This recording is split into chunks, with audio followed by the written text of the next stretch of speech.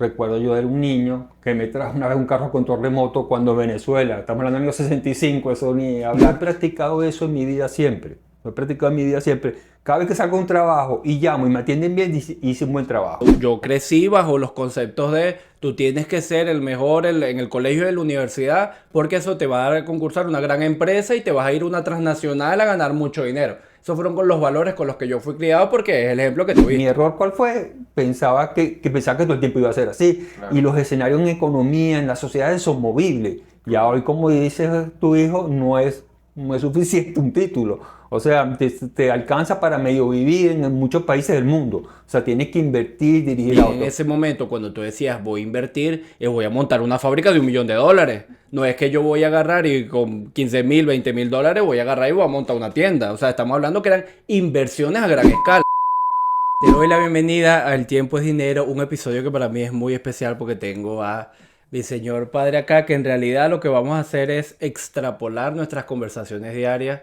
Nosotros somos dos personas que nos las pasamos hablando de todo, de la vida, de tal. Y yo le hago muchas preguntas a mi papá acerca de, obviamente, no solamente sus tiempos de juventud, de cómo era Venezuela, de cómo era su vida en general. Es un poco acerca de lo que quiero que ustedes conozcan porque me parece que es demasiado valioso una persona con 62 años que además tiene canas, experiencia, tiene otro sentido de la vida y otra forma de verlo. Entonces, de eso es lo que vamos a hablar y quiero que primero que nada te presentes. Bueno, mi nombre es José Arapé, José David Arapé. Soy economista. He hecho de todo, corredor de inmuebles, perito evaluador, de todo un poquito en esta vida. Como Es todos en Venezuela. Tú sabes que hay una anécdota bastante interesante con respecto a cuando a mí me preguntan en los sitios, yo me llamo José Gabriel Arapé y mi papá es José David Arapé, pero mi papá siempre ha usado el José Arapé. Entonces, cuando en los sitios me dicen, bueno, anota tu nombre, entonces yo pongo José Gabriel Arapé y me dicen José Arapé, yo les digo no, porque José Arapé es mi papá. O sea, yo José Arapé no soy, José Arapé es mi papá, yo soy José Gabriel Arapé. Entonces, un poco acerca de sobre todo temas de vida.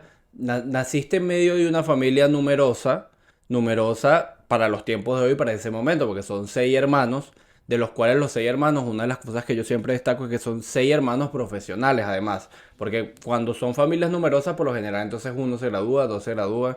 Antes era más común, pero no era tan común ver 6 hermanos profesionales. ¿Cómo fue un poco acerca de, obviamente, ese tema familiar, tema de infancia y crecimiento? No quiero andar mucho sobre esto, pero sí me gustaría saber, sobre todo, cómo era tu vida en los años 60 y 70, que es donde viviste tu infancia y tu adolescencia. Bueno, en los años 60 y 70, mi padre es un ingeniero, un gran ingeniero, muy capaz, muy formado, graduado en Estados Unidos, cuando en Venezuela un título de bachiller era hoy un título universitario con posgrado. Mi niñez fue viendo siempre a mi padre, lo acompañaba a montar fábricas, a todo lo que él hacía. Fue una experiencia muy valiosa porque me enseñó el valor del trabajo, me enseñó el valor de la honradez y me enseñó el valor de la profesionalización. Era un profesional excelente, todo el mundo lo reconocía. Y me enseñó el trato con los que se pueden decir que eran debajo de él, siempre con los obreros.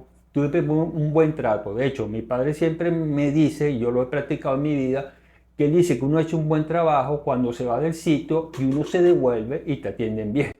Sí, tú sabes que un poco acerca del tema para los que no conocen, mi abuela se dedicó toda la vida al hogar, a criar a sus hijos, y mi abuelo era un ingeniero químico que estamos hablando de los años 40 del siglo pasado. Mi abuelo fue a estudiar a Estados Unidos y cuando llegó había muy poquitos ingenieros químicos, sobre todo que se especializaran a montar fábricas. Entonces, yo, por ejemplo, cuando voy por el Palito, siempre me recuerdo de mi papá porque mi papá siempre decía que iba por toda Valencia. Una vez a la semana viajaba a Valencia a todo este tema de montar fábricas. ¿Qué fábricas recuerdas? Así que tú dices, mira, esta me marcó. Oye, de pequeño recuerdo lo que llamaba la petroquímica, que hoy es Pequibén.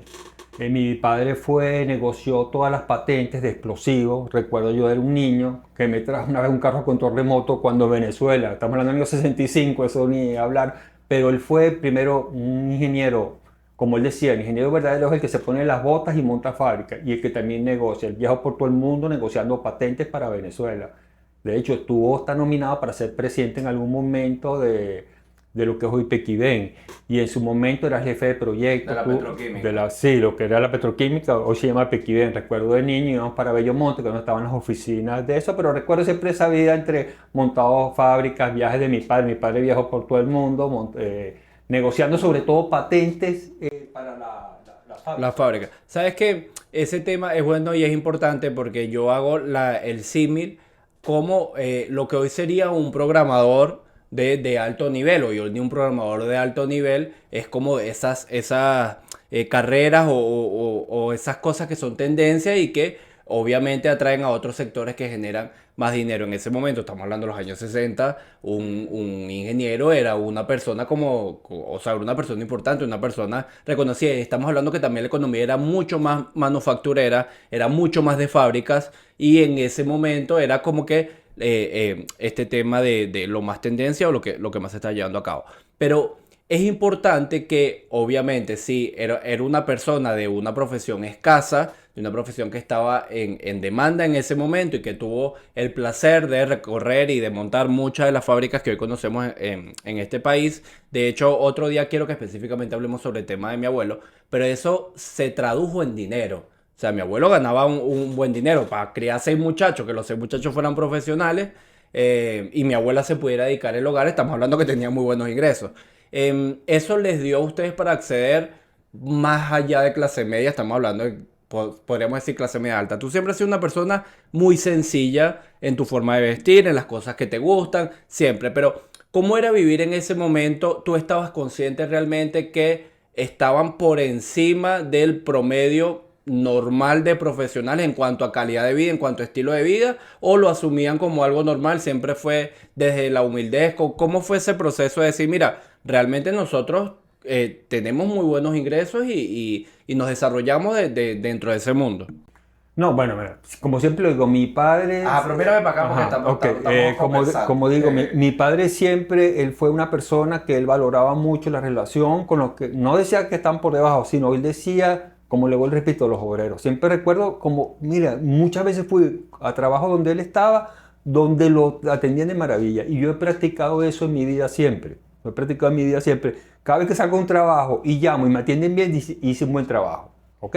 No, en ese momento era clase media, realmente estudiamos en muy buenos colegios, la importancia de la educación, entendimos que la educación era importante, entendimos que se podía surgir con educación, con un título universitario. Eso fue lo que vimos, porque uno repite lo que ve. Claro. Que esos fueron los valores familiares que al final nos inculcaste a nosotros. Que mira, si tú, lo más importante es el estudio. De hecho, vamos a hablar acerca de eso, pero yo crecí bajo los conceptos de tú tienes que ser el mejor en el colegio y en la universidad, porque eso te va a dar a concursar una gran empresa y te vas a ir a una transnacional a ganar mucho dinero. Esos fueron con los valores con los que yo fui criado, porque es el ejemplo que tuviste. Sí, no, yo lo tuve, pero ahí hubo una transición. ¿Cuál fue la transición? Efectivamente, en esa Venezuela, un profesional medio inclusive, no tenía que ser ejecutivo, podía vivir bien, podía adquirir apartamento, podía tener carro, podía ir de vacaciones. Siempre recuerdo, no tú, mi hija María Gabriela, una vez que me preguntó, ella le extrañaba como el apartamento de mis padres, que todavía hoy es un apartamento de lujo, él decía que cómo, o sea, que cómo lo adquirió, porque Claro, ya me veía a mí un poco no estamos hablando de la decadencia, que con un título universitario efectivamente compré un apartamento, pero cada vez era Claro. más... Era clase media más Era normal, clase media, claro. más media baja, o sea, nos costaba mucho. Entonces ella no entendía cómo... Yo le decía, no, tu abuelo es un ingeniero, trabajó, pero en esa Venezuela efectivamente se podía surgir. Pero yo creo que más que Venezuela, entiendo el punto, pero yo creo que no es solamente un proceso para Venezuela, porque como estamos hablando en este momento, un profesional normal es difícil en casi todos los países del mundo que realmente pueda adquirir no solamente un apartamento. Y si estamos hablando de acceder a una mayor calidad de vida, también es difícil, porque un profesional alrededor del mundo que gana, estamos hablando de en el primer mundo, 4.000 y 5.000 dólares, por ejemplo, profesional normal, le es difícil concursar o comprar un apartamento de medio millón, de 1 millón de dólares. Es casi imposible. Y también pasa para los países en el sur. Un profesional bueno que en Chile te gana 2.000, $2.500, todavía él tiene que pensarlo, porque no estamos hablando que no es tan fácil comprar un apartamento normal. O sea, yo creo que es un proceso más que de cambio de paradigma, cambio de transición, que ya simplemente con ser un profesional no alcanza. Claro, pero en ese momento En ese momento sí.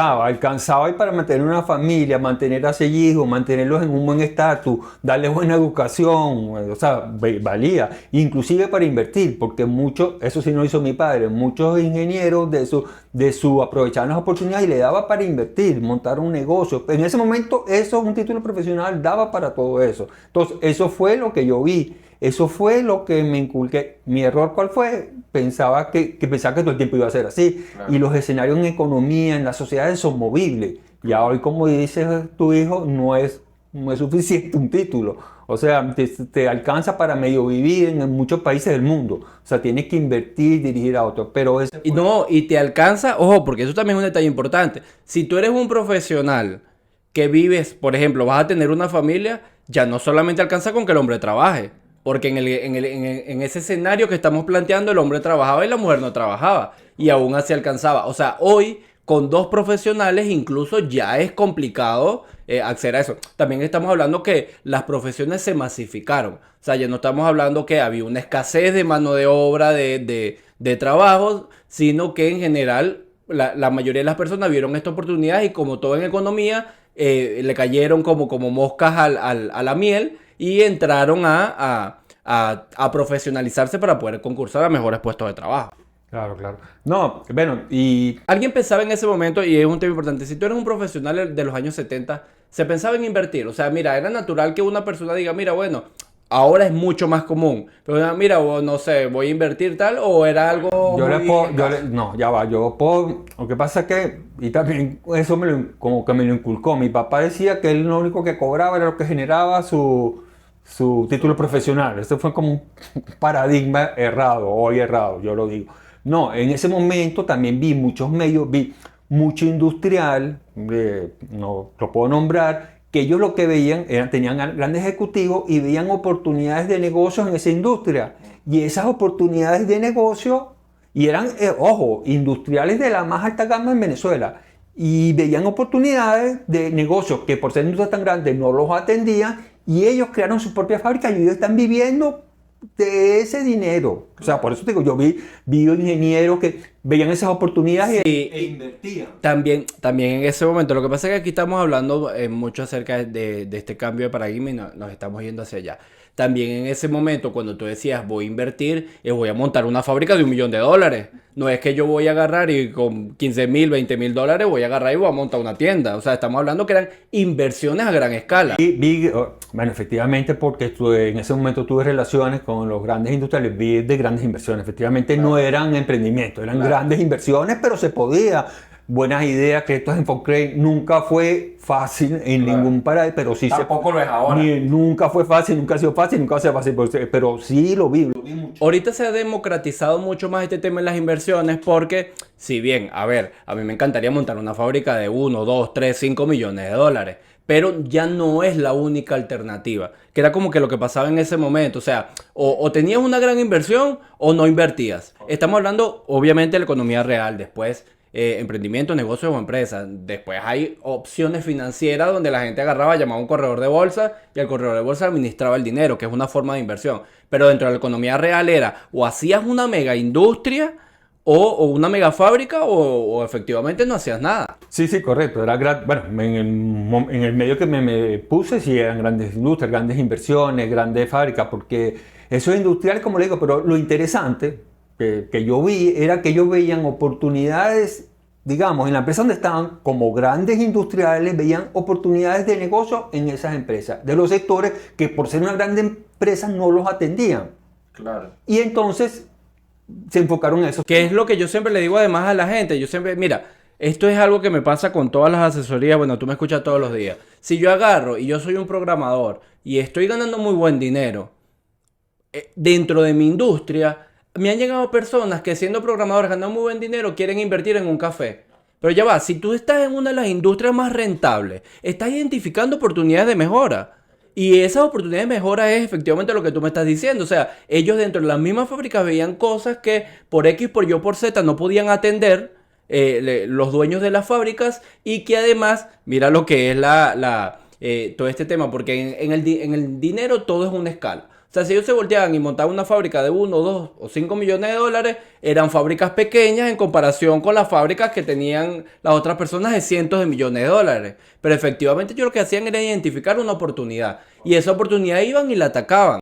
Sí, tal cual, pero tal cual, o sea, tal cual, pero además tenían la experiencia y la experticia de ser grandes ejecutivos, grandes industriales, porque para tener un puesto de ese nivel, pero lo vi, oye, y hoy, como vuelvo y repito, son grandes industrias que las personas ya salieron y en ese momento estaban bien, porque eran altos ejecutivos que ganaban una fortuna, estaban tranquilos, pero siempre con su visión, que no la tuve yo, de mi vejez, de esto, quiero invertir, y hoy viven de esas industrias. Claro, de vivir realmente del rédito del trabajo, del rédito de la inversión en vez del rédito del trabajo. Y de algo de ellos. Claro, O sea, de algo que ellos realmente hayan formado, porque en ese momento, volvemos al caso, no era tan fácil poder desarrollar una idea de negocio. Quizás estamos hablando, volvemos al caso de ponernos en la posición de la persona. Si tú obviamente eres un alto ejecutivo, tienes un alto nivel de experiencia, es mucho más fácil salir a conseguir un financiamiento a gran escala de lo que era para una persona que estaba sentada en su casa y decía, mira, yo también veo ese problema.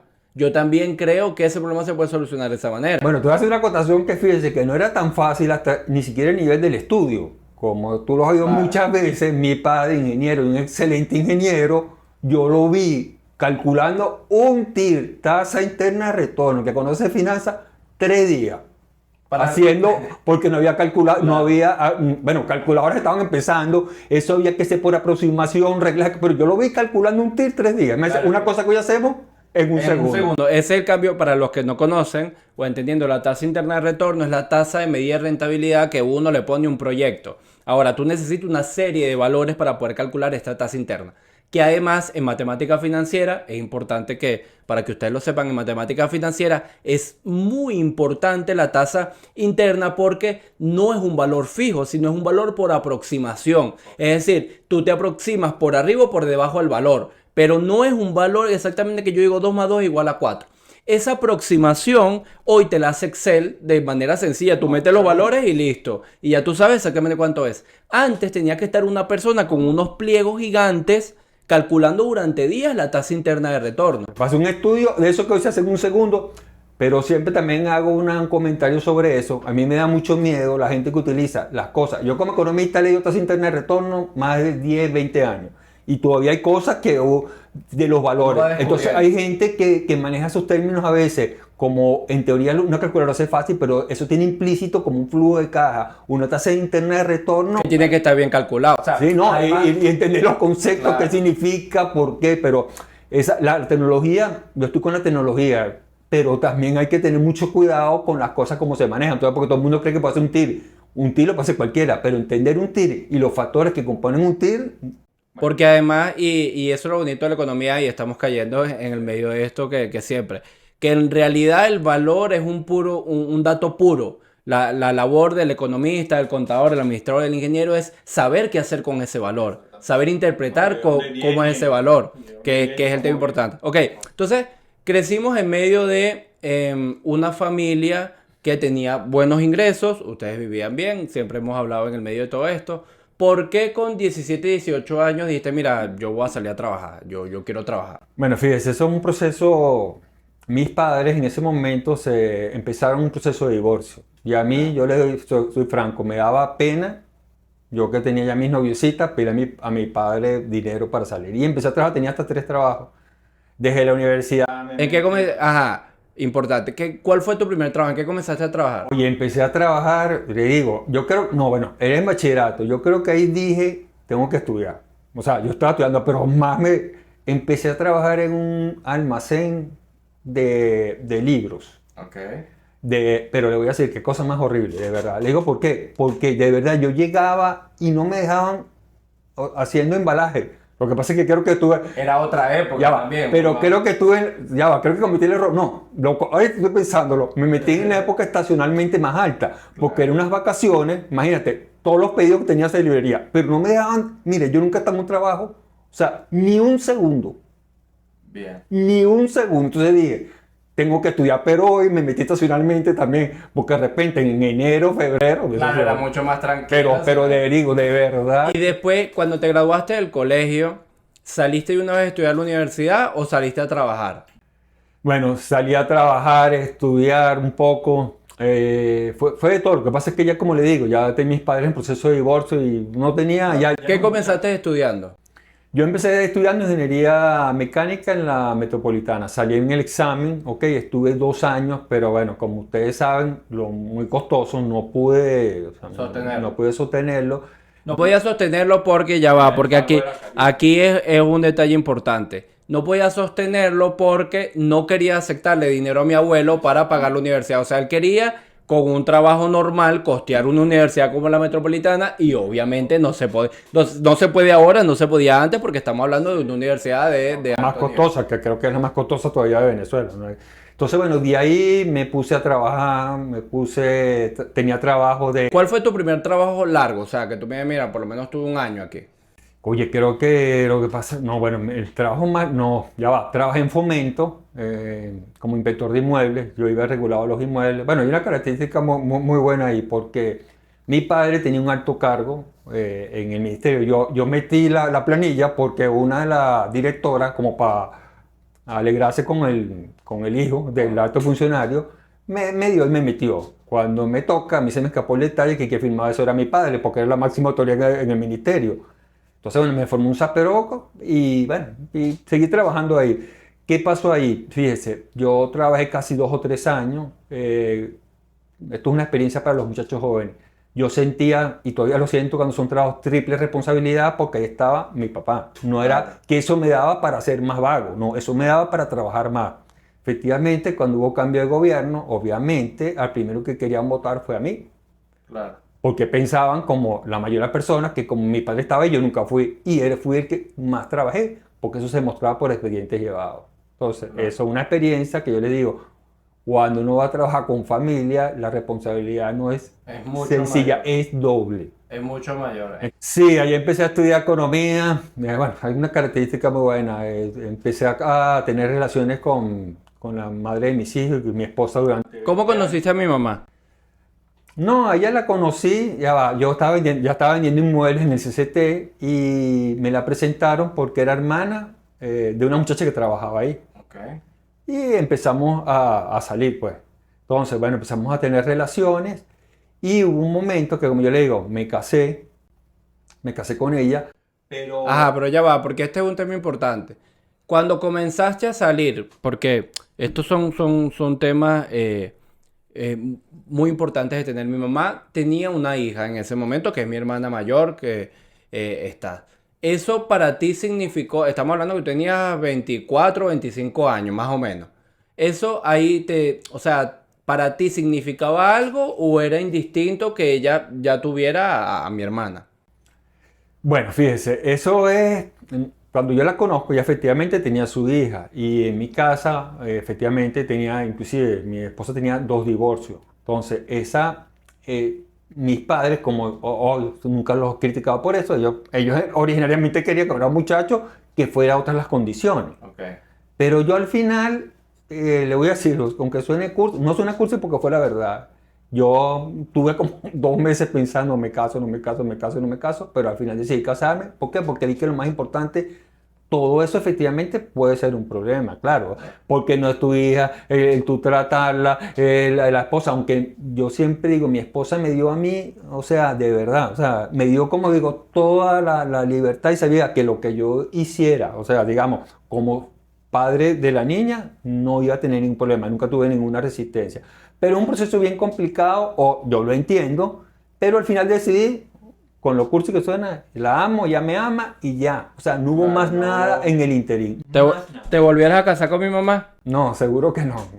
Bueno, yo siempre le digo a los jóvenes, a todo el mundo. Pero ¿cómo que seguro que no? No, seguro que sí. Mira, Ah, bueno, lo que boca quiero pues. hacer lo que quiero hacer este comentario. Yo siempre le digo, la vida no es tan complicada ni tan sencilla. O sea, tiene de los dos factores. Pero lo que yo siempre digo, uno no puede, lo único que uno se puede echar para atrás es el tiempo. Las equivocaciones, uno se equivoca y las corrige, pero el tiempo no. Yo nunca quisiese estar a esta edad que tengo pensando, aquella fue mi mujer y no la decidí porque tenía un divorcio. Porque no. Me pude haber errado o no. Lo único es, a estas alturas de mi vida, es yo echar para atrás y decir, no puedo echar tiempo para atrás. Eso es imposible. Entonces, eso es la enseñanza que yo quiero dejarle a todo el mundo. Las decisiones hay que tomarlas. Que salgan bien o que salgan mal, el tiempo lo dirá. Lo que no se puede dejar es de tomar. Y mi mamá, que había venido de una vida bastante difícil, hay un detalle que es importante, que es una de las fotos de mi mamá como que más icónicas, en el momento que ella se gradúa del colegio, que estaba embarazada de mí. Tenía 30 años ya y ella con su barrigota fue a presentarse un examen días antes de tenerme, que también dice de cómo es el proceso de superación de las personas dependiendo del nivel de clase social que venga. Porque mi mamá venía de una clase muy humilde, estaba trabajando desde los 11 años, escondida, porque no la dejaban trabajar en ese momento, obviamente, tú no puedes un menor trabajar. Pero mi mamá decía, mira, hay muchas necesidades en mi casa y yo tengo que salir a trabajar. No, ya, hay un comentario que es bien bonito, ya siempre lo decía. Lo digo por esta época de Navidad, que era una mujer hermosa, era una niña jovencita y la ponían a trabajar de San Nicolás en la vidriera. Obviamente, cuando venía alguien la quitaban porque era menor. Claro. Pero hasta eso, ya en Navidad la ponían, trabajó desde muy joven. Ya decía que yo era un niño rico.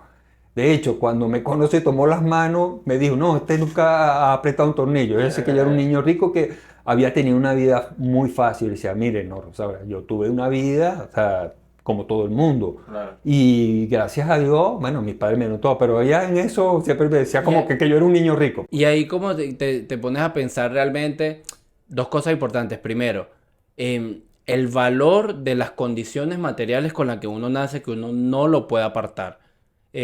No es determinante para uno ser una persona exitosa. ¿Qué quiero decir con esto? Que si a mí me dejan una gran herencia, una condición material, yo puedo despilfarrarla y quedarme sin nada.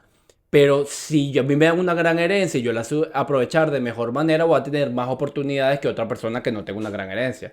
En este caso, con el ejemplo de mi mamá no pudo terminar de estudiar sino después de grande. Entonces, ¿cómo se influye las condiciones materiales? No son determinantes porque una persona que viene de clase baja también puede superarse, como pasó con mi mamá.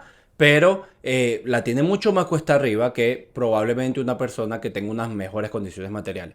Ahora, con el medio de este tema, que para mí es un punto muy importante, tú estabas en ese momento trabajando como en inmuebles, asesorando acerca de inmuebles y estabas estudiando. Sí, en ese momento fue, yo recuerdo cuando nos casamos, me acuerdo de la conversación, le dije, mira, yo estaba ya en tercer año de economía, le dije, mira, hay dos alternativas nada más. Uno, estudio lo que me falta 2 años y nos ponemos a vivir, o sea, no sé, bajo un puente, esa era una, pues no teníamos nada.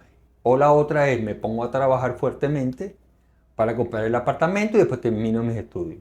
Entonces llegamos al consenso de que iba a trabajar fuertemente durante 2 o 3 años, todavía en Venezuela se podía, no tenía ni un bolívar y efectivamente en 2 años reuní para la cuota inicial y me compré el apartamento y seguí estudiando y me gradué. Volviste a estudiar. Volví a estudiar. Y en ese que volviste a estudiar, yo recuerdo siempre un cuento que tú echas que te cambiaste de carrera. Cuando estabas estudiando economía, te cambiaste para contaduría. ¿Por qué te cambiaste? No, ya va, me cambié, pero eso también es algo una enseñanza que a mí me dio ese momento. Tenía un gran amigo que el básico era igual para economía, administración y contaduría. En la Santa María. Santa María. Después, en cuarto y quinto año, ¿ok?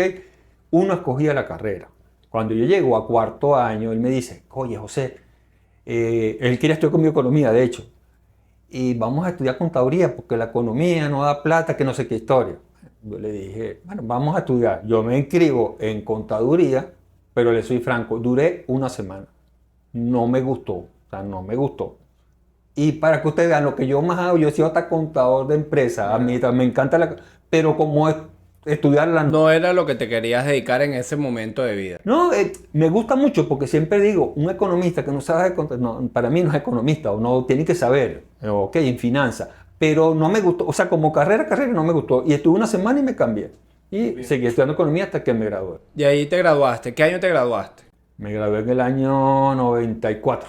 Yo tenía 2 años. Sí, mi hija estaba naciendo, bueno, con estaba chiquitico, ¿sí? Todo ahí, bueno, poco a poco. En ese momento, ¿en dónde estabas trabajando cuando te graduaste? Estaba trabajando en Renta House, vendiendo inmuebles. Estabas todavía vendiendo inmuebles. No, ya va, no, mentira, no. Cuando tú naciste, sí. No, cuando llamé a María Gabriela estaba por mi parte. Bien. Después viene un proceso profesional, pasaste por varios trabajos. Esos varios trabajos te fue bastante bien. Pero hubo un punto que te quedaste sin trabajo. Yo recuerdo por allí el año 2001, 2002, cuando eso cayó más o menos con la crisis petrolera, cayó con todo el tema que ya nosotros conocemos los venezolanos. ¿Cómo asumiste en ese momento el hecho de, mira, yo tengo una familia, mi mamá se dedicaba al hogar, después mi mamá salió a trabajar, hace un montón de cosas también, pero en ese momento mi mamá se dedicaba al hogar, tú eras el proveedor de familia y tenías dos hijos pequeños, de 8, entre 8 y 6 años? ¿Cómo asumiste ese proceso y cómo mi mamá te ayudó o no te ayudó en ese proceso? Proceso de los más complicados de mi vida. Uno como padre, y ya tú que eres padre, yo me sentía como, ¿qué le digo yo? Como el águila que va a buscar la comida al nido y no la lleva. O sea, de verdad, o sea, tenía las defensas en nivel muy mal. Pero yo digo que gracias a mi esposa, ella tenía muchas cualidades, pero una en especial, que en los momentos que uno estaba más decaído, la mayoría de las mujeres se dedican es a joder, me parece la palabra, o a echar broma. En ese caso ella se dedicaba a levantarme. Me acuerdo que me decía, yo venía con la cabeza baja, además de dos hijos, horrible, y ella me decía, papi, así, tú vales mucho. Pero, y de verdad, yo creo que si yo no hubiese tenido una mujer que en ese momento me estimula así, mire, uno es capaz de cualquier cosa porque Claro. uno, o sea, son momentos, son cosas lógicas, pero que la gente no entiende. Efectivamente, son momentos bajos que tú no puedes empezar a discutir con la persona, o Claro. sea, ni empezar a echarle broma. Porque como dice mi hermana, nadie está, a menos que sea un vago, nadie quiere estar sin trabajo porque quiere. Claro. Ahí hubo problemas políticos, yo tenía un trabajo para finanzas en PDVSA, me dijeron que se había firmado, yo le dije que no, después me ofrecieron, también fue complejo, Ahorita que sí. no, dije que se había firmado, o sea, le dije que no, exactamente, dije que se había firmado, y, pues que si era requisito para el trabajo, yo no iba para ese trabajo. Después tuve otro problema con un trabajo, el Ministerio del Trabajo, valga la redundancia, y me dieron un artículo y era como unas encuestas empañadas para que yo dijera, no, yo voy a decir lo que dice, sea bueno o malo para el gobierno. Entonces, bueno, tuve ahí, son decisiones muy difíciles porque Claro. tener una familia, unos hijos. Me acuerdo que ustedes, si te acuerdas, ustedes llegaron, porque creo que fueron el año que tuviéramos como hasta odiar la sardina, porque era lo más barato y se le daba sardina, sardina, sardina, sardina, porque era. Pero no, fue un año muy, muy, muy, muy duro, pero bueno, poco a poco. Hacía trabajo, hacía avalúo, salía por aquí, inventaba por allá. Y en ese proceso, porque yo me acuerdo siempre un cuento que tú echabas que para mí es muy importante, ya tú tenías más o menos unos 6 o 7 años dedicándote a la vida pública, a la vida pública, no a ser funcionario público durante los años 90 pasando como economista en distintos sitios. A ti efectivamente te gustaba todo el tema de ser funcionario público, o sea, funcionario no, servidor público, que es el tema importante, que es trabajar en organismos de Estado. Después te consigues en medio de esto y dices, mira, ok, me está pasando esto, pero yo no voy a cambiar mi convicción o yo no voy a cambiar lo que creo por aceptar un trabajo o por estar en medio de un trabajo. Pero yo recuerdo mucho que tú echabas un cuento que tú salías en la mañana, te sentabas a buscar trabajo y pasabas todo el día buscando trabajo y había muchas veces que te sentabas en plazas. ¿Qué hacías en las plazas? O sea, te sentabas en el periódico, a buscar trabajo en el periódico. Bueno, caminaba sobre todo, o sea, caminaba por toda la Avenida Bolívar, por todo el centro. Me acuerdo una vez que tu mamá me armó un zaperoco porque además que caminaba, no tomaba agua y un día se me ocurrió comprarme una bolsita de maní. Imagínate, ya con los pies hinchados, obviamente, Claro. sin tomar agua, el maní salado me inflamaba. Pero, ¿qué hacía? Caminar y pensar. Caminar y pensar. ¿Cuánto estuviste en ese proceso de... Mira, eso fue un proceso como de un año y medio. Bueno, ya va, lo que pasa es que tampoco, lo que pasa es que me dediqué al libre ejercicio, conseguía trabajo, pero obviamente no era suficiente. conseguía peritaje, conseguía en los tribunales. Tengo una característica. Pero nunca lo tomaste como muy en serio de yo me puedo dedicar a esto. O sea, yo puedo hacer un ejercicio por mi cuenta. O sea, siempre pensaste en necesito conseguir un trabajo, necesito conseguir un trabajo. No, que siempre pensé conseguir un trabajo. Recuerdo una anécdota que con el paro petrolero, que lo nombraste. Lo que pasa es que que no tenía ni un bolívar, pero ni un bolívar. Yo era experto en los tribunales como economista para una corrección monetaria de una prestación. Y me llama un amigo y me dice, José, ven que era el último día, el día antes del paro petrolero. Yo le digo, no puedo, porque no tengo ni cómo pagar el estacionamiento, ni cómo ir por 20, tranquilo. Y yo llegué, me pagó el estacionamiento y me dio en ese momento 500.000, creo que fue 500.000 bolívares, que con eso, gracias a Dios, vino el desastre paro petrolero y con eso pudimos subsistir esos 2 meses. Dios aprieta, pero no. Pero de verdad yo dije en ese momento, Dios existe, en muchos momentos, pero en esos momentos que uno dice, oye, no te dejas solo. Claro. Y después yo recuerdo que te empieza a ir bien que en el libre ejercicio, o sea, te empezaron a salir más peritajes, te empezaron a salir como más valor y armaste como una especie de cartera de clientes. Yo recuerdo que en un momento hasta tesis corregiste, o sea, hiciste hasta corrección de tesis, o sea, de verdad que en ese momento todo lo que era profesional, pero como te digo, yo nunca vi que te lo tomaras en serio como que mira, yo me puedo dedicar efectivamente a esto, el libre ejercicio por mi cuenta. Si ya te estaba empezando a ir bien por tu cuenta, o sea, te estabas haciendo buenos trabajos, estabas teniendo buen dinero, no te estabas haciendo millonario, pero te estaba cayendo buena plata. ¿Por qué decides volver? O sea, ¿por qué decides agarrar un empleo fijo? Bueno, ya va, ahí hay dos cosas, como uno siempre dice, el tiempo no se puede echar para atrás, pero yo entendí, leí hace poco algo de Steve Jobs, que la vida hay que tratar de entenderla no de adelante para atrás, sino de atrás para adelante. O sea, entendí por qué hice eso. Un momento que me ofrecieron un trabajo, yo estaba ganando mucho más dinero, digamos, 4 veces más, en el libre ejercicio me ofrecen un trabajo. Yo lo agarré porque en ese momento mi esposa y mis 2 hijos estaban pequeños, lo agarré por el seguro. Okay.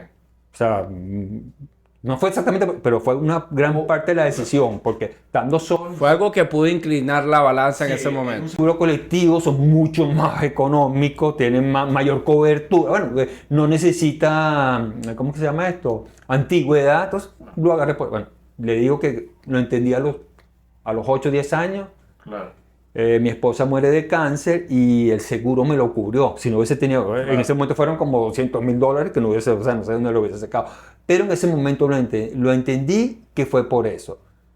Después debí haber cambiado, o sea, no tuve ninguna otra excusa después de eso para tener trabajo así, pero siempre me gustó. Claro. Y ahí entraste, ya va. Porque yo me acuerdo que además tú exigiste en ese momento, si mal no recuerdo, corrígeme, que fuera un empleo mediodía, al principio.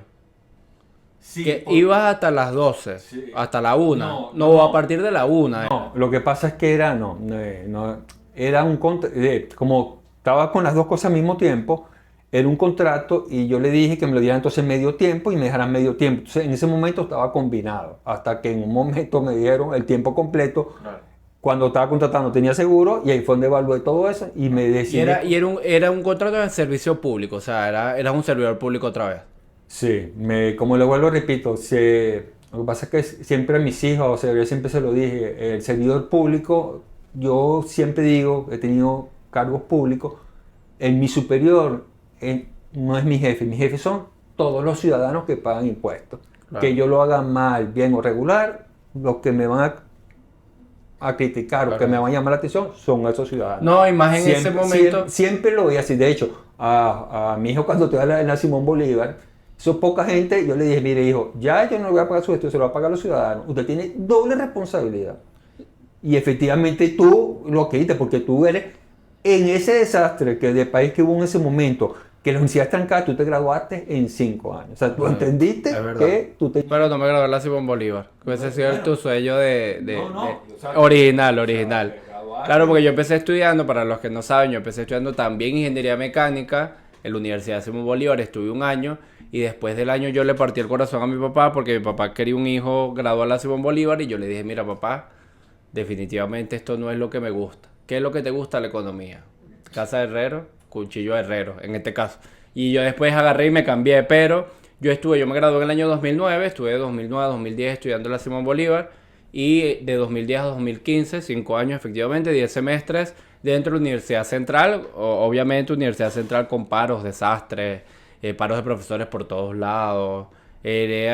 Fue una época complicada, pero bueno, no fui yo, sino muchos de los que estudiaron con mi generación estaban realmente abocados a estudiar y a graduarse en 5 años y muchos lo logramos en el medio. Pero entonces, ajá, ahí yo recuerdo que tu primer empleo en dependencia después de varios años de este libre ejercicio profesional fue la alcaldía. Llegaste a la alcaldía de Baruta y en la alcaldía de Baruta estuviste primero en el departamento de cultura, después periodismo. Estuve en cultura, en comunicaciones, fui ascendiendo.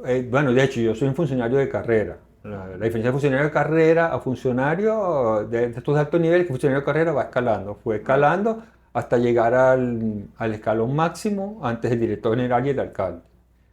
No, fue un trabajo estupendo, me gustó mucho, me gustó la gente, me gustó mi trabajo. Mi papá estaba enamorado de ese trabajo. Yo recuerdo que En las noches haciendo, estaba todo 10 de las años. licitaciones. Pero nosotros, a ver, todo tiene su nivel de responsabilidad y en el medio. Yo ahorita lo entiendo un poco más, pues yo soy ¿cómo se llama? Un workaholic, que es que trabajo todo el tiempo. Pero mi papá en ese momento trabajaba de lunes a lunes y recuerdo una vez, de hecho, tenía que entregar una licitación y estuvo 48 horas sentado en una mesa sin pararse, sin dormir, sin nada. Estaba con el presupuesto público y de verdad que durante esos años mi papá siempre ha sido un gran trabajador, pero es porque es muy abocado a su trabajo y porque tiene el medio de todo esto. Pero a mí lo que me da más curiosidad, ya me respondiste esa pregunta, era ¿por qué si te comenzó a ir bien, estuviste agarrando clientes y esos clientes, por qué decides volver a trabajar? Porque además, en el momento que tú tomas la decisión de caer como planta otra vez, adiós todos los otros trabajos. O sea, no había forma ni manera No, que tú después pudieras realizar. siempre pienso, hoy, es la memoria pasada, o sea, que un trabajo con un tipo profesional se podía, efectivamente, hoy, no, o sea, me doy cuenta que no. Y cuando en esos 10 años, más o menos aproximados, que tuviste en tu segunda etapa como servidor público, pues ya hablamos de la primera, ahora estamos hablando de la segunda. ¿Se te presentaron oportunidades mejores en dinero, en ingresos de allí, de donde estabas? ¿Otras oportunidades Sí, mejores? sí. Bueno, me ofrecieron, una vez me ofrecieron que casi me quintuplicaban el sueldo, me llamaron y dije que no en su momento. ¿Y por qué dijiste que no? Bueno, por una razón, el tiempo, como lo digo, para atrás, dije que no porque el tiempo más valioso era mi esposa y mis 2 hijos. O sea, porque iba a ser y los iba a dejar y no. Era más trabajo. Yo me acuerdo que había uno que te quedaba lejos. Después había otro, de- sí, Después había otro. Yo recuerdo en ese momento porque te ofrecieron varios dentro del sector privado, algunos también dentro del sector público. Me acuerdo en Miranda. O sea, hubo como varios procesos de ofertas en varios sitios.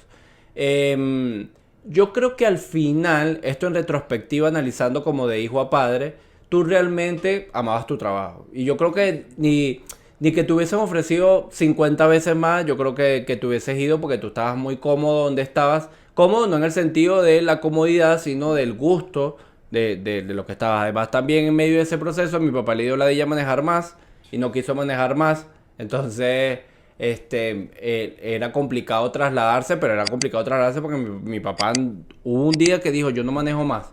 Y desde ahí para adelante lo que quería era agarrar metro y camioneta, sobre todo metro, que era como que lo más rápido que... Y de donde estabas tenías un transporte, entonces ese transporte te dejaba en un punto céntrico y te llevaba y... No, fíjate, en retrospectiva, me ofrecieron que, ahí sí ustedes me dijeron, ahí sí, para mí fue un error, mío. Me ofrecieron un trabajo que era un proyecto nuevo de emprendimiento, innovador, y lo ofrecieron a mí y a un amigo.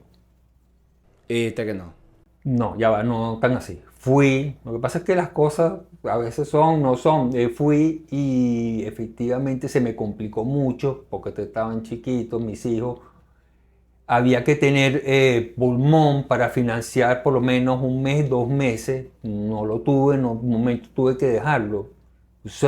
Pero fue y bueno, hubo un problema también político, que yo tenía ya un negocio que me daba como $6,000, $7,000, que era, y me acuerdo que fue la cuestión del CNE, cuando el CNE empezaron a inmiscuirse el sector político en el CNE, ese negocio se me cayó esa noche por eso, con todo ya hecho, y de ahí como empecé. Claro, ese cuento es bueno porque este cuento es importante. Eso fue, ya yo sé qué cuento me estás hablando, vamos a hablar de ese cuento. Cuando mi papá estaba vendiendo inmuebles, Ya era un apartamento lujosísimo en la Catedral, ya estaba el cheque hecho en Miami, el cheque estaba hecho. agarraron y él fue a mostrar un inmueble y en ese inmueble la persona agarra y echa el cuento del perrito, porque ese cuento es bueno. Echa el cuento del perrito y después hablamos de por qué se cae el negocio. No, bueno, era un inmueble que eran dos personas, una pareja, y llegan con un perrito.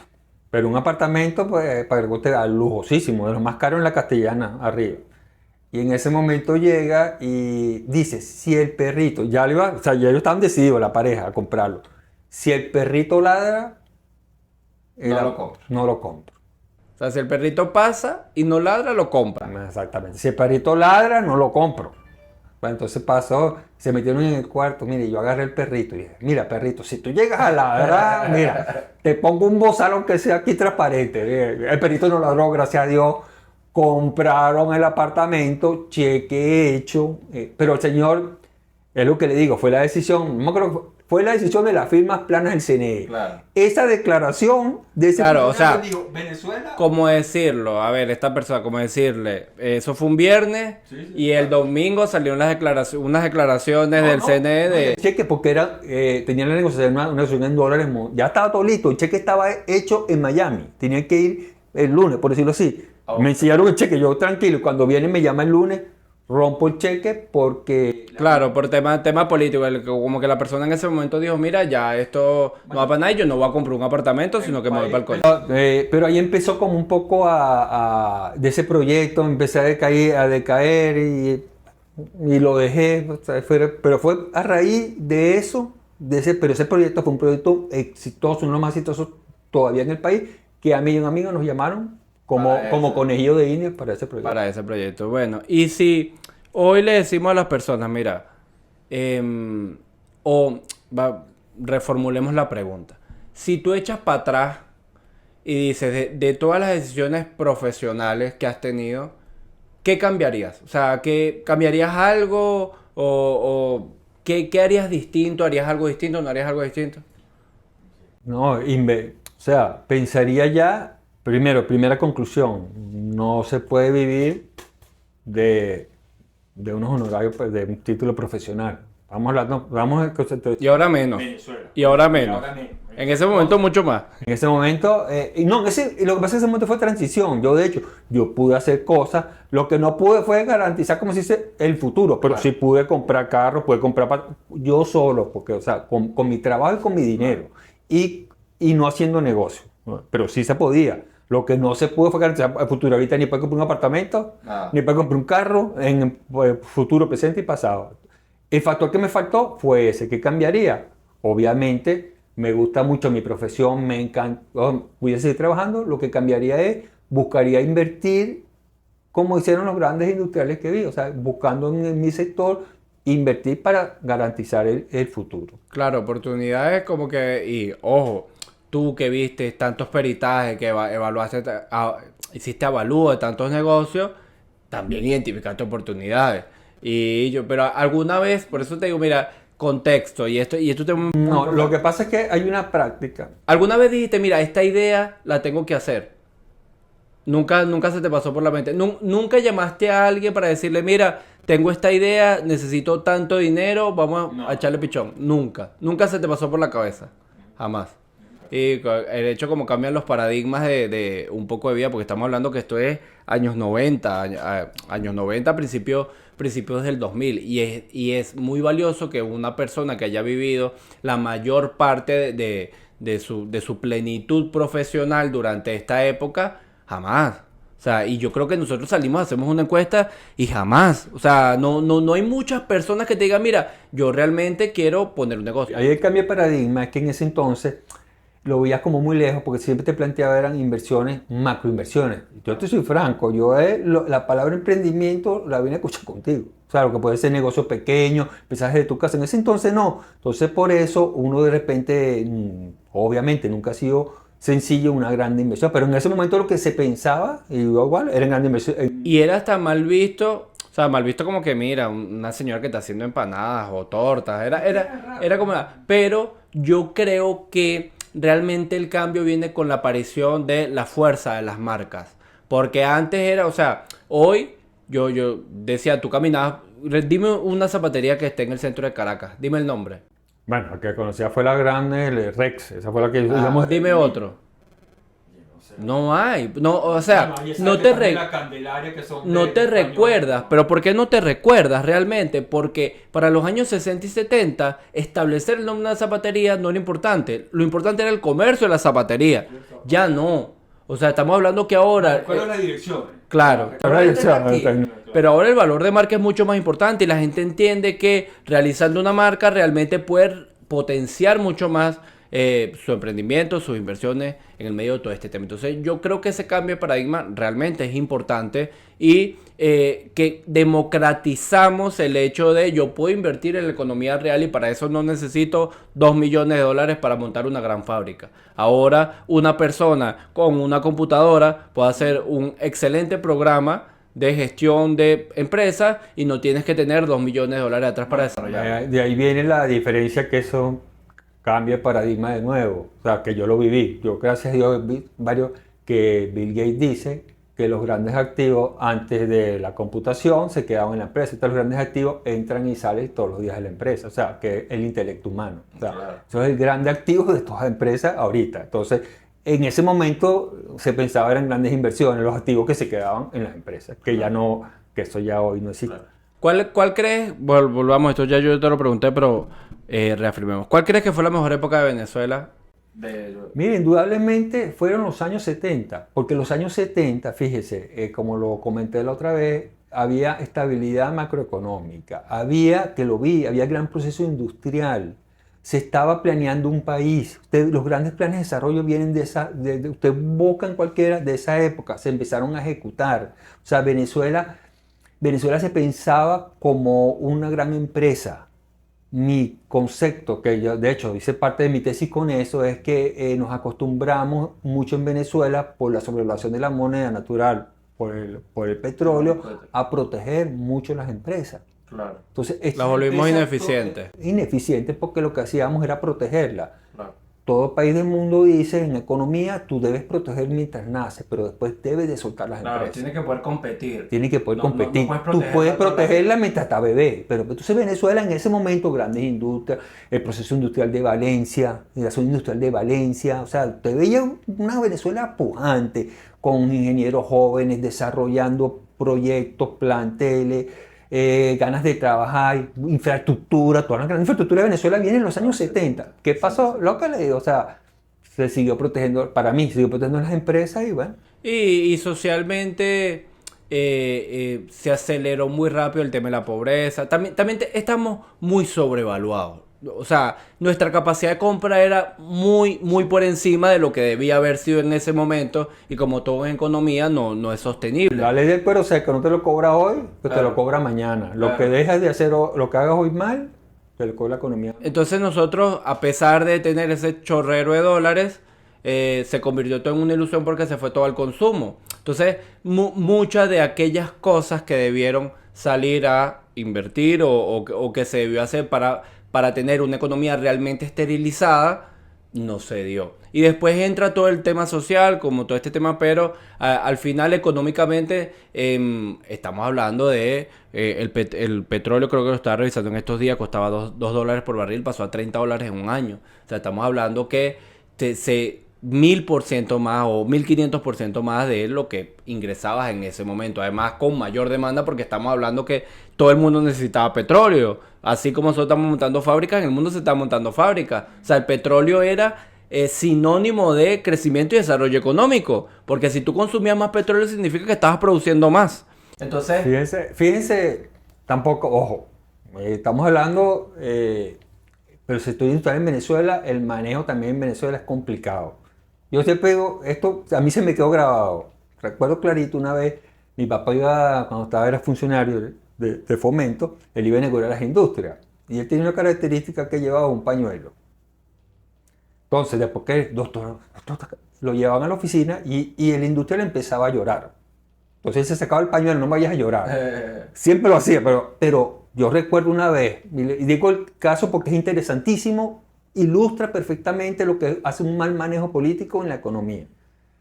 Un señor, me dio unos carros en los años 70, él decía que traían unos carros y ellos hacían la parte de abajo del carro y eran unos moldes que costarían, no sé, X cantidad de tanto para hacer 80.000 carros. Tú calculabas tu costo. Entonces, ¿qué él decía? Vino un funcionario hoy y mañana me cambió. Entonces, ¿qué hago yo con ese costo? La ineficiencia no es mía, pero yo tengo que cobrar eso que invertí en eso, porque ese molde tengo que botarlo. Claro. ¿Y a qué lo cobro? Al otro. Entonces, es lo que pasa, un mal manejo político largo. Y no viene, ojo, eso viene de Venezuela bueno, eso empezó a agudizarse en los años 80, pero en los años 70, a pesar de todo, eran profesionales, todavía cortecitos profesionales de alto. Yo creo que empezó a ir como un manejo político, el petróleo, el dinero, o sea, empezó a ir como un manejo, pero... Hubo mucho dinero. Entonces, es lo que le digo, mal manejo de políticas económicas que no sean a largo plazo, todo eso trae consecuencias, y trae consecuencias en costo, trae consecuencias en inflación, trae consecuencias en eficiencia. ¿Qué crees que económicamente haga falta como para poder... A ver, Venezuela llegó a ser la tercera economía del continente detrás de Argentina y Brasil y México, o sea, estábamos peleando ahí con México por ser la tercera economía del país. ¿Qué crees que haga falta económicamente hablando para que podamos volver a tener un país dentro de las potencias latinoamericanas? Fíjese, hay un problema que lo vi en Argentina cuando estuve durante 4 años. El problema es un problema de la tasa de cambio, para mí. Ojo, para mí el problema de Venezuela, inclusive de Argentina, es la tasa de cambio de la moneda, del dólar. Entonces, cuando hablamos de tasa de cambio, para los que no sepan, es el cambio bolívar-dólar, peso argentino-dólar en este caso. ¿Qué pasa? Fíjese, a mí en Venezuela empezó a agudizarse, pero es un tema complejo. Empezó a agudizarse el problema económico cuando el gobierno dice que los dólares que genera el petróleo ya no los va a dar a la industria. Oye, pero si el petróleo es de todos, ¿por qué no se lo voy a dar a la industria? O a la oferta o demanda. Y en Argentina pasa igualito. El gobierno cree que los dólares que produce la soja, los alimentos, son de ellos. Y que ellos van a decidir. Es un problema muy complejo, porque tú no puedes ponerle un sello a un dólar que te lo voy a dar tipo que te lo merece y yo no lo puedo cambiar en otro lado. O sea, tienes que dejar el libre mercado. Porque, ¿qué sería lo ideal? Este sector se lo da alimentos, sí, pero ese va a llevar un sello que dice dólar alimento y no se va a transar a ningún lado. No, va a buscar el mejor mercado. Entonces, hay que dejar liberar esa tasa para que el país progrese. O sea, para que los países progresen, pero no que sea beneficio de una persona o de otra. No hay... O sea, hay que como que volver a pensar. Lo que pasa es que, volvamos al caso, estamos siendo benevolentes a que todas las personas quieren lo mejor para el bien común. Eso, en economía también hay un concepto que es que no importa qué tan benevolente o qué tan malevolente, no sé si está bien la palabra, o sea, no importa qué tan bueno o qué tan malo seas, al final tu posición en el equilibrio, es decir, en la suma de todos, va a ser mejor. Porque va a ser la suma de toda la benevolencia o la malevolencia de todas las personas. Yo también soy pro de que una de las cosas que nosotros necesitamos es pensar y dejar que se desarrolle normalmente la economía. Que el mejor equilibrio viene sin control. Que probablemente cuando uno está sin control vayas a sufrir mucho los primeros tiempos. Porque ese shock, ese es el concepto económico correcto, por lo general te va a traer un montón de problemas mientras surge ese reacomodo. Pero yo también soy para allá. Creo que sobre todo lo que se va a ver, el emprendimiento es probablemente la mejor iniciativa que se ha tenido durante los últimos años, sobre todo para Venezuela, porque estamos hablando que personas que naturalmente se hubiesen ido, decidieron, mira, no, yo me voy a quedar aquí, yo creo que esto es una oportunidad de negocio, no tienes que... A ver, que beneficia a la economía, no necesariamente porque la persona está pensando es porque yo esto que estoy haciendo va a beneficiar a las personas, pero sí beneficia a la economía que personas hayan decidido, mira, con lo que tengo, con lo que hago, con lo que sé y con lo que voy a aprender, le voy a echar bolas y vamos a sacar esto adelante. Y obviamente la educación, obviamente, Obvio. pero la tasa, en Venezuela para mí la tasa de cambio ha sido el factor. Claro, porque aquí estamos hablando más de como desde el punto de vista económico que de otra cosa, porque además que también cae por allí, nosotros nos distorsionamos, el mundo en general se distorsiona cuando cae el patrón oro, porque cuando cae el patrón oro, definitivamente se cambia la forma de la relación de la economía y estamos hablando que ya no era una decisión de voy a devaluar la moneda, yo me paro y digo voy a devaluarlo de 3 a 6, sino que ahora ya no tienes un tipo de...